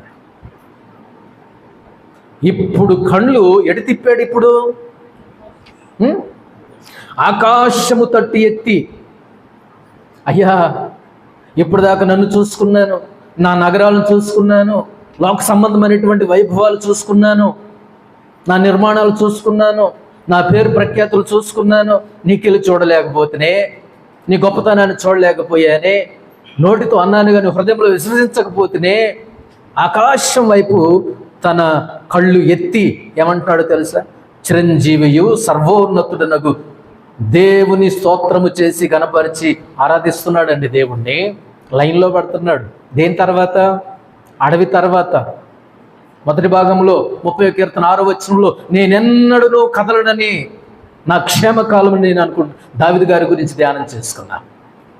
కానీ పరిస్థితులన్నీ కుదిపేస్తే దెబ్బకు మంచాన పడ్డాడు, మరణ పంచుల్లో ఉన్నాడు. అట్లా దొరికిపోతాడు. ఇక అంతే. ప్రేమ కలిగిన దేవుడు దావీదును బ్రతికించాడు. 30వ కీర్తన 6వ వచనంలో. ఇది 2వ భాగంలోనికి వచ్చాం మనం. నెబుకద్నెజరు ఇప్పుడు కళ్ళు ఎవరిని వెతుకుతున్నాయి? నా సింహాసనం ఎక్కడుంది, నా నగరం ఎక్కడుంది, ఇది కాదు. ఇప్పుడు దేవుడు ఎక్కడున్నాడు? ఆకాశం వైపు తన కనులు ఎత్తాడు. అప్పుడు ఆరాధిస్తున్నాడు, దేవుని స్తుతిస్తున్నాడు, దేవుని గణపరుస్తున్నాడు. ప్రియమైన దేవుని సంగమా, మనకున్నటువంటి పరిస్థితుల మీద మనం ఆధారపడదు. దావీదు తన క్షేమం మీద ఆధారపడ్డాడు, తన యొక్క ఆరోగ్యం మీద ఆధారపడ్డాడు. దేవుడు ఆరోగ్యాన్ని కాస్త మరణకరమైనటువంటి రోగంగా మార్చేశాడు. 30వ కీర్తనలో ప్రార్థన చేశాడు, సరిదిద్దుకున్నాడు, సరిచేసుకున్నాడు, లైన్లోకి వచ్చాడు. నెబుకద్నెజరు తన బలాన్ని బట్టి, అందాన్ని బట్టి, నగరాన్ని బట్టి, నగర అందచందాలను బట్టి, తన ఇంటిని బట్టి, తన హోదాను బట్టి, పేరు ప్రఖ్యాతులను బట్టి, తన ఘనతను బట్టి ముగ్ధుడై మురిసిపోయి గర్వించి అహంకారమైనటువంటి మనసుతో ఉంటే దేవుడు ఎక్కడికి పంపించాడు? అడవిలోనికి పంపించి పాఠం నేర్పించాడు. దావీదును మంచం మీద పడుకోబెట్టి పాఠం నేర్పించాడు. జబ్బు తెప్పించి, వ్యాధి తెప్పించి పాఠం నేర్పించాడు దావీదునే. నెబుకద్నెజరుని అడవికి పంపించి పాఠం నేర్పిస్తున్నాడు. జాగ్రత్త, మన యొక్క జీవితంలో మనం పెద్ద గొప్పవాళ్ళమేం కాదు. మనం వాళ్ళకంటే పెద్ద గొప్పవాళ్ళమేమీ కాదు. వాళ్ళకంటే పెద్ద జ్ఞానవంతులమేమీ కాదు. వినాలి, వాళ్ళకంటే మనమేమి పేరు ప్రఖ్యాతులు కలిగిన వాళ్ళమేమి కాదు. ఎప్పుడు పరిస్థితుల మీద, ఆరోగ్యం మీద, ఆదాయం మీద, వనరుల మీద, వసతుల మీద, ఇన్కమింగ్ మీద మనం ఆధారపడకూడదు. ఆదాయ వనరుల మీద మనం ఆధారపడకూడదు.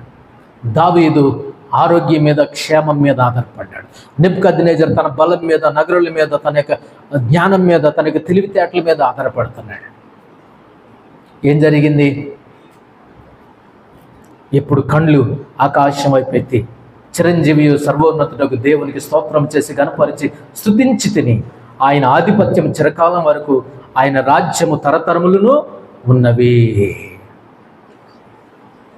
భూనివాసులందరూ ఆయన దృష్టికి ఎన్నికకు రానివారు. ఆయన పరలోక సేన ఎడలను, భూనివాసుల ఎడలను తన చిత్తము చొప్పున జరిగించేవాడు. ఆయన చెయ్యి పట్టుకుని నీవేం చేయుచున్నావని ఆయనతో చెప్పుటకు ఎవడనూ సమర్థుడు కాడు. ఆ సమయమందు నా బుద్ధి మరల నాకు తప్పిపోయిన కుమారుడు కూడా బుద్ధి వచ్చినప్పటికీ ఎక్కడికి వచ్చాను? సరే, తర్వాత మాట్లాడదాం పాయింట్.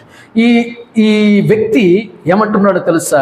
నా బుద్ధి మరల నాకు వచ్చను, రాజ్య సంబంధముగు ప్రభావమును, నా ఘనతయు, నా తేజస్సును నాకు కలిగను. నా మంత్రులను, నా క్రింది అధిపతులను నా యొద్ద ఆలోచన చేయవచ్చిరి. నా రాజ్యం నాకు స్థిరపడగా నేను మరి ఎక్కువగా ఘనత నొందితిని. ఈలాగు నెబుకద్నెజరును నేను, తన సాక్ష్యం చెప్పుకుంటున్నాడు. నెబుకద్నెజరు నేను పరలోకపు రాజ్యం యొక్క కార్యములన్నీ, పరలోకపు రాజు యొక్క కార్యములన్నీ సత్యములు. ఇప్పుడు ఒక మాట జ్ఞాపకం చేసుకోండి. ఇప్పుడు అంటున్నాడు ఆయన పరలోకపు రాజు, దేవుడు పరలోకపు రాజు, నేను భూలోకపు రాజుని. భూలోక రాజ్యాలు, రాజులు కదిలిపోతాయి. భూలోక రాజులు కదిలిపోతారు. భూలోక రాజ్యాలు కదిలిపోతాయి. మన ఆరోగ్యాలు కదిలిపోతాయి. మన క్షేమం కదిలిపోతుంది. మన ఆస్తులు కదిలిపోతాయి. మన అంతస్తులు కదిలిపోతాయి. మన సంపాదనలు కదిలిపోతాయి. మన వెండి బంగారాలు కరిగిపోతాయి. ఇది సత్యం కాదా? కదిలిపోయే, కరిగిపోయే, కదిలించబడే, కుదిపి వేస్తే నిలవని వాటి మీద మనం దృష్టి నిలిపి దేవుని సన్నిధికి దూరంగా బతుకుతున్నాం. ఈరోజు మనం మాట్లాడుతున్నాం. సమృద్ధి మనల్ని ఏం చేస్తుంది? దేవునికి దూరం చేస్తుంది. మన ఉద్యోగం దేవునికి దూరం చేస్తుంది. మన సమృద్ధి దేవునికి దూరం చేస్తుంది. మన రాబడి దేవునికి దూరం చేస్తుంది. మన సంపాదన దేవునికి దూరం చేస్తాయి. వచ్చే 2 రూపాయలే మనల్ని దేవునికి దూరం చేస్తాయి. వనరులు, వసతులు, ఆరోగ్యము, ఆదాయము, అంతస్తులు ఇవన్నీ కూడా దేవుని నుండి మనకు దూరం చేస్తాయి. ఎప్పుడైనా సరే మన సమృద్ధి మన ఆధ్యాత్మిక జీవితానికి సమస్యగా మారుతుంది. ఒప్పుకున్నాడు, తెలుసుకున్నాడు. పరలోకపు రాజు అంటున్నాడు, నేనేం రాజునయ్యా? అడవికి పోయేస్తే అంతా మారిపోయిందే. 30వ కీర్తన 6వ వచనంలో మంచం మీద పడితే అంతా మారిపోయిందే మరణకరమైన రోగాన్ని బట్టి.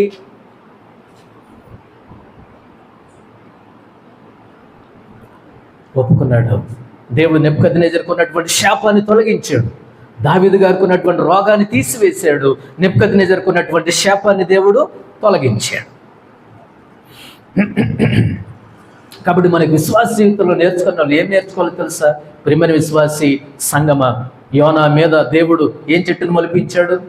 తలపైగా చెప్పండి. సొర చెట్టును మొలిపించిన దేవుడు, నీకు నీడనిచ్చిన దేవుడు, నీకు సుఖం ఇచ్చిన దేవుడు, నీకు సౌఖ్యం ఇచ్చిన దేవుడు దెబ్బకి ఒక క్షణములో దాన్ని ఏం చేయగలడు? ఎండిపోచేయగలడు. అబ్బా ఇదే బాగుంది అనుకుంటున్నాడు యోనా. భలే నీడ, అరణ్యంలో భలే నీడుంది, భలే పెద్ద పెద్ద ఆకులు వచ్చేసాయి. అక్కడ ఏం జరిగినా పర్వాలేదా?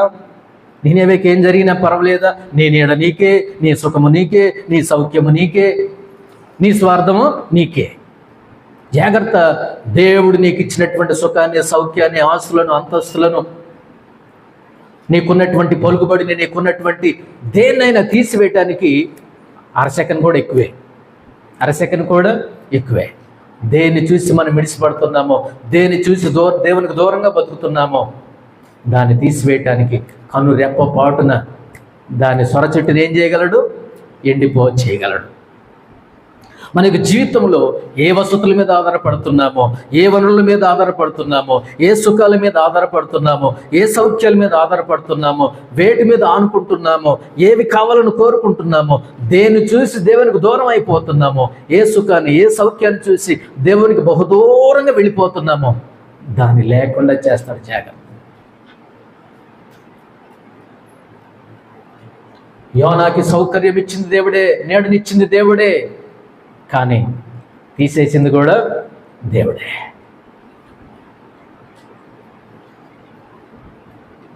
ఉదయకాల సమయంలో మనం పరిశీలన చేసుకోవాలి.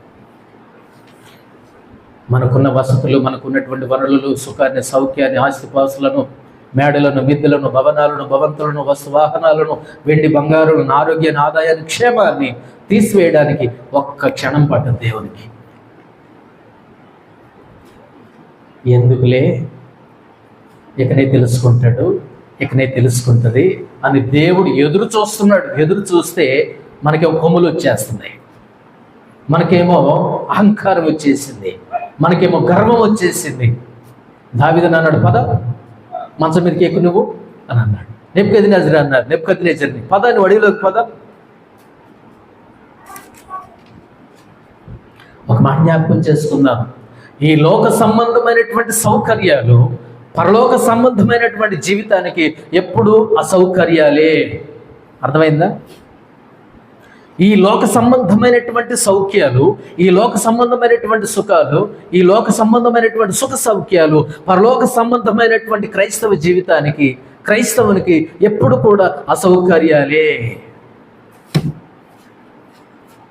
ఈ లోకం ఆ లోకానికి ఎప్పుడూ శత్రువే. ఈ లోక స్నేహము దేవునితో వైరమని మీరు ఎరుగరా, జాగ్రత్త. ఆదికాండం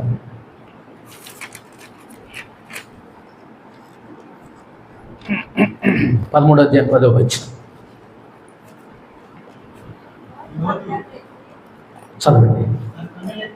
లోతు తన కనులెత్తి యోర్దాను ప్రాంతమంతటిని చూచెను. యెహోవా సొదొమ గొమొర్రాను అను పట్టణములను నాశనం చేయక మునుపు సోయరుకు వచ్చు వరకు అదంతయు యెహోవా తోటవలెను, నీళ్లు పారు దేశమై ఉండెను. లోతు తన కనులెత్తి యోర్దాను ప్రాంతమంతటిని చూచెను. యెహోవా సొదొమ గొమొర్రా అను పట్టణములను నాశనం చేయక మునుపు సోయరుకు వచ్చు వరకు అదంతయు యెహోవా తోటవలెను, ఐగుప్తు దేశములను నీళ్లు పారు దేశమై ఉండెను. సొదొమ గొమొర్రా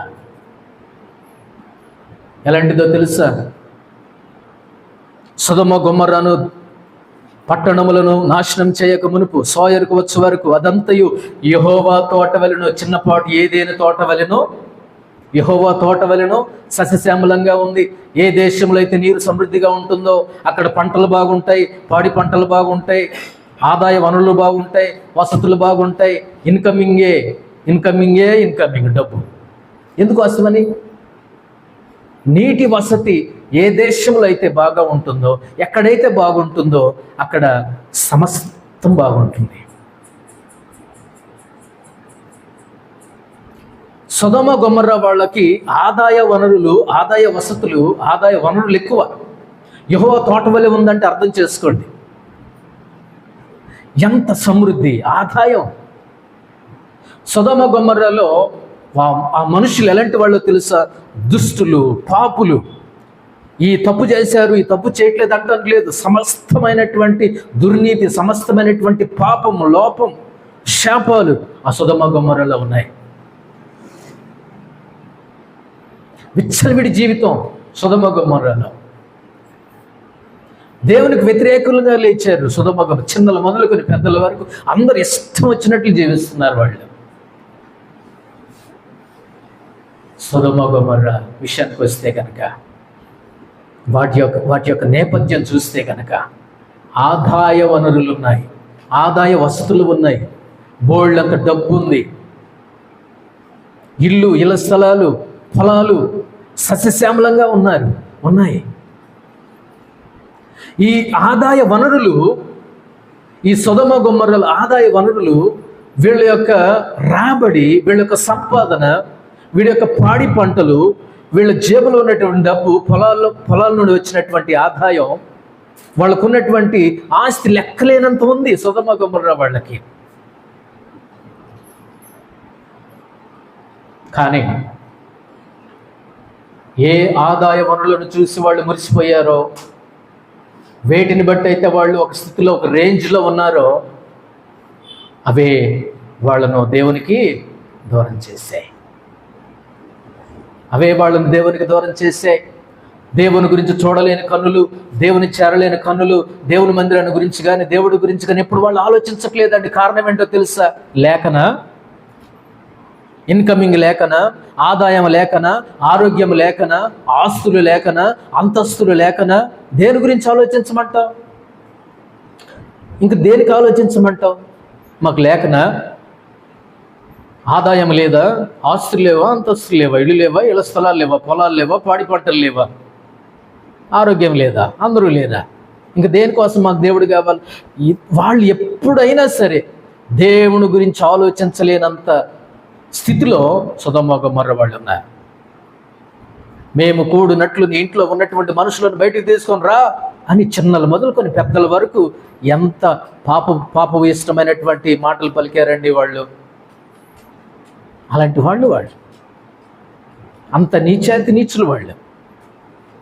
వాళ్ళకున్నటువంటి సంపద, వాళ్ళకున్నటువంటి సౌఖ్యం, వాళ్ళకున్నటువంటి సుఖాలు, వాళ్ళకున్నటువంటి ఆదాయ వనరులను బట్టి, ఆ సమృద్ధిని బట్టి వాళ్ళు దేవునికి దూరంగా వెళ్ళిపోయారు. దేవుని చూడలేని కన్నులు, దేవుని తెలుసుకోలేని కన్నులు, దేవుని యొక్క సన్నిధిని చేరలేనటువంటి హృదయాలు, కాళ్ళు వాళ్ళకున్నాయి.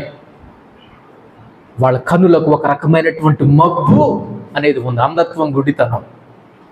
వీళ్ళ ఆదాయ వనరులు వాళ్ళని ఏం చేశాయంటే గుడ్డి వాళ్ళనుగా చేశాయి, అంధులుగా చేశాయి, దేనికి పనికిరానటువంటి వ్యక్తులుగా అవి చేసాయి వాళ్ళు. దేవుడు గుర్తులేడు, దేవుని దగ్గరికి రాలా, దేవునికి అవిధేయత చూపించారు, దేవునికి వ్యతిరేకంగా వాళ్ళు మాట్లాడారు. ఆదాయ వనరులు, సమృద్ధి, అవే వాళ్ళని దేవునికి దూరంగా తీసుకొని పోయాయి.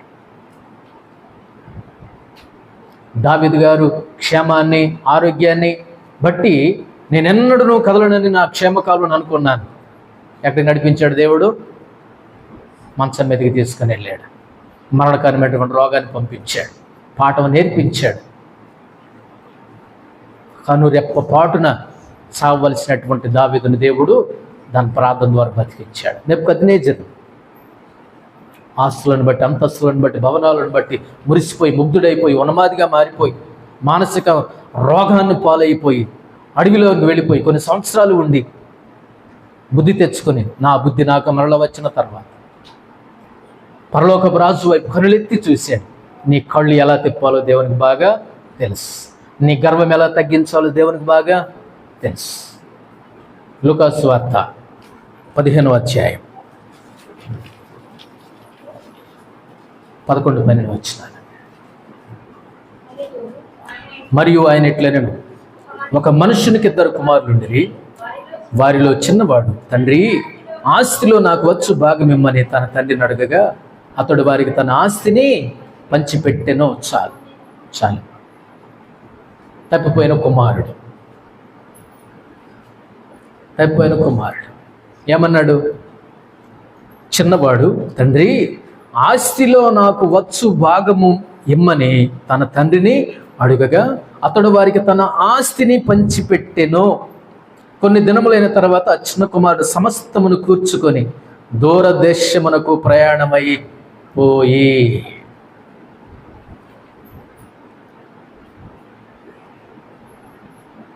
నా భాగం, నా ఆస్తి, నాకు రావాల్సిన భాగాలు, నాకు రావాల్సిన ఫలాలు, నాకు రావాల్సిన పొలాలు, నాది నాకు ఇస్తే నా దారేదో నేను చూసుకుంటా. ఇవే కదా కొట్లాట్లు. ఇప్పుడు మానవ జీవితాల్లో తిప్పలు తెచ్చిపెట్టే కొట్లాట్లు ఇవే కదా. నా పొలము, నా పొలాలు, నా ఇళ్ళు, నా ఇళ్ళ స్థలాలు, నాకు వచ్చే భాగాలు, నా బతుకు నేను బతుకుతా, నా దారి నేను చూసుకుంటా, నాకు రావాల్సి నాకు ఇచ్చే ఈ భాగాల గురించి ఈ రోజున అనేక రోగాల బారిన పడిన వాళ్ళు చాలా మంది ఉన్నారు. బీపీలు షుగర్లు పెరిగిపోయి, పంపకాల్లో తేడాలు జరిగినాయి. నీకు ఎక్కువ వచ్చింది, నాకు తక్కువ వచ్చింది, నీకు శ్రేష్ఠ మంది వచ్చింది, నాకు పనికి మంది వచ్చింది, నీకేమో 2 పంటలు పండుద్ది, నాకేమో 1 పంట కూడా సరిగ్గా పండదు, నీకు నీటి సమృద్ధి ఉంది, నాకు నీటి సమృద్ధి లేదు. వీటి దగ్గర భలే గొడవలు జరుగుతాయి. సరే, మొత్తానికి చిన్న కుమారుడు, నాన్న నాకొచ్చే నా భాగం, నా ఆస్తి నాకు ఇచ్చేస్తే నా దారి నేను చూసుకుంటా.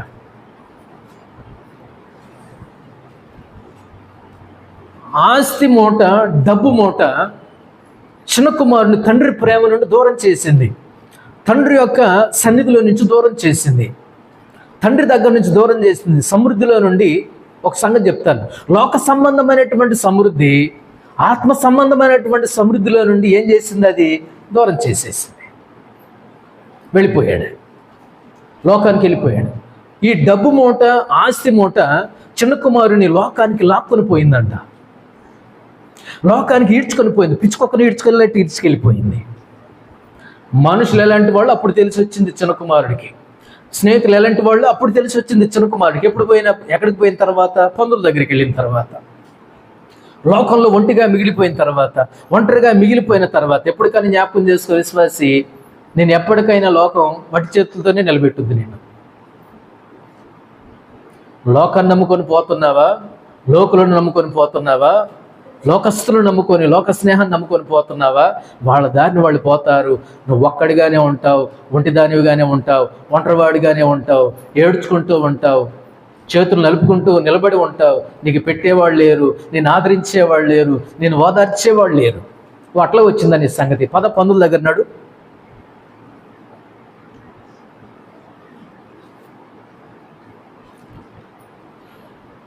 ఈ 4 సందర్భాలను బట్టి మనల్ని మనం పరిశీలన చేసుకునవలసినటువంటి వాళ్ళమై ఉన్నాం. దావీదేమనుకున్నాడు? నేనెన్నడూను కదలనని నా క్షేమ కాలమును నేను అనుకుంటేనే.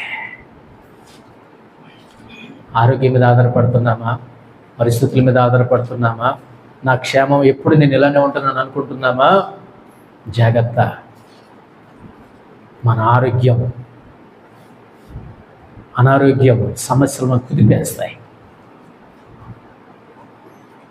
నెబుకద్నెజరు తన భవనాలను బట్టి, తన యొక్క నగరాలను బట్టి, తన ఘనతను బట్టి, తన బలాన్ని బట్టి, తనకున్నటువంటి జ్ఞానమును బట్టి మురిసిపోయి, ముగ్ధుడైపోయి, ఉన్మాదిగా మారిపోయి మానసిక రోగం బారిన పడి, అదొక రకమైన జబ్బు. ఆ కిటికీని చూసి మురిసిపోయి, ఆ ఇంటిని చూసి మురిసిపోయాడు, ఆ ద్వారబంధాన్ని చూసి మురిసిపోయి, ఆ కట్టెని చూసి మురిసిపోయి, కొంతమంది అదొక రకమైన జబ్బు. చేసిందే చేసి, చూసిందే చూసి, మాట్లాడిందే మాట్లాడి, అన్నదే అని, తిట్టిందే తిట్టి, కొంతమంది అదే చేస్తూ ఉంటారు. అదొక రకమైన జబ్బు అది. నెబుకద్నెజరు కూడా అదే. కానీ దేవుడు అడవి తీసుకుని వెళ్ళాడు. దావీదునేమో మంచం మీదకి పంపించాడు, నెబుకద్నెజరునేమో అడవికి పంపించాడు. సొదొమ గొమొర్రా వాళ్ళనేమో అంధత్వంతో మొత్తాడు, మబ్బు కలగజేశాడు. ఇంకా దేవుని చూడలేని కనులు ఉంటే ఊడితే ఏమండి? ఒక సామెత ఉంది, గుడ్డి కన్ను మూసినా ఒకటే, తెరిచినా ఒకటే. ఉపయోగం లేని విశ్వాసాలు ఉన్నా ఒకటే, లేకపోయినా ఒకటి. ఉంటే దేవుని కోసం పౌరుషంగా బతకాలి, దేవుని కోసం నిక్కచ్చిగా నిలబడాలి, పౌరుషంతో ఉండాలి. దేవుణ్ణి చూడలేని కన్నులు సొదొమ గొమొర్రా. కారణం ఏంటో తెలుసా? వాళ్ళ ఆదాయ వనరులు, వాళ్ళకున్న ఆస్తులు, వాళ్ళకున్నటువంటి పొలాలు, వాళ్ళకున్నటువంటి ఫలాలు, ధాన్యం, అంత సమృద్ధి ఎవరికీ లేదు. యెహోవా తోట వలె ఉంది అంటే ఒకసారి అర్థం చేసుకో. ఇవే మనల్ని కొన్నిసార్లు దేవుని మందిరానికి రానివ్వం. తెప్పని కుమారుడు తన ఆస్తి మూటలు, డబ్బు మూట, లోకాన్ని ఈడ్చుకుని పోయి పందుల దగ్గర పడేస్తే అప్పుడు తెలిసి వచ్చింది మనిషి ఎలాంటి వాడు, తండ్రి ప్రేమ ఎలాంటిదో, బయట వాళ్ళ ప్రేమ ఎలాంటిదో, స్నేహితుడి ప్రేమ ఎలాంటిదో, దేవుని యొక్క ప్రేమ ఎలాంటిదో. బుద్ధి వచ్చినప్పుడు ఎక్కడ తిరిగి వచ్చాడు చిన్న కుమారుడు? తన తండ్రి దగ్గరికి వచ్చాడు. నెబుకద్నెజరు ఒక మాట అన్నాడు, నా మానవ బుద్ధి, నా బుద్ధి నాకు మరలా వచ్చింది. అప్పుడు కళ్ళు పైకి ఎత్తాను. ఎప్పుడు వస్తాయి కళ్ళు పైకి? ఎప్పుడు చూస్తాం? పరలోకం వైపు ఎప్పుడు చూస్తాం? మనకు సమస్య వస్తేనే చూస్తాం, సమస్య రాకపోతే ఎందుకు చూస్తాం? కాబట్టి మనకి జీవితంలో నేర్చుకోవలసినటువంటి పాఠాలు, మన సమృద్ధితో జాగ్రత్త, మన సమృద్ధితో చాలా జాగ్రత్తగా బ్రతకాలి. సొలొమోను అంటాడు, నాకు ఎక్కువ వద్దు, తక్కువ వద్దు, తగినంత నాకు దయచేయి.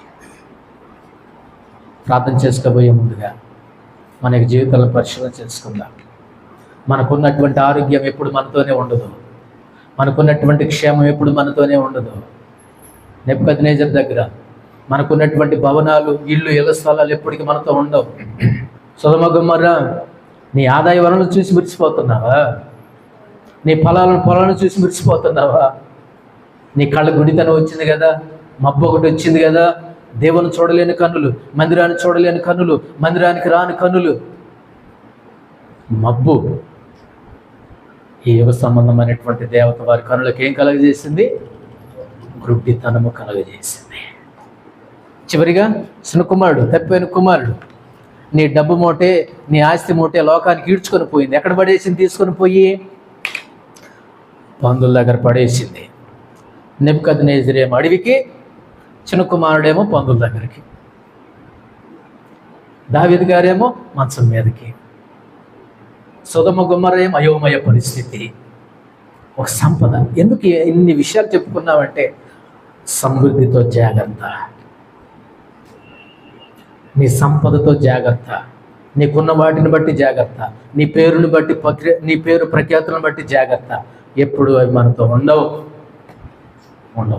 కాబట్టి మన దృష్టి దేవుని మీద నిలుపుదాం, దేవుని దగ్గరగా జీవిద్దాం, మందిరంలో ఉన్నటువంటి సమృద్ధి మీద ఆధారపడదాం.